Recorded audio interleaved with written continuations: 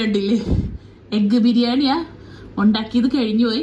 അപ്പം ഞാനിപ്പോൾ കേട് ഞാൻ ഉണ്ടാക്കിയത് തീർന്നു. അപ്പോൾ ഇത് ഞാൻ ബിരിയാണി വെച്ച പാത്രത്തിൽ തന്നെ കഴിക്കാൻ വിചാരിച്ചു.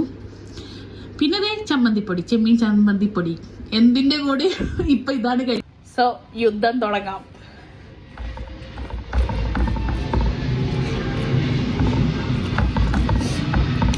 ഇപ്പം നല്ല ടേസ്റ്റ് ഉണ്ട്, മസാലയൊക്കെ പിടിച്ചോണ്ട്. ഇത് ഞാൻ ഉച്ചയ്ക്ക് ഉണ്ടാക്കിയതാ, എന്താണ് റെസിപ്പി വീഡിയോ ഒന്നും എടുത്തിട്ടില്ല. പിന്നീട് കാട്ടാൻ വിചാരിച്ചു. അങ്ങനെ നമ്മുടെ ബിരിയാണി കഴിഞ്ഞിരിക്കുന്നു, ഫുൾ കംപ്ലീറ്റ് ആയി.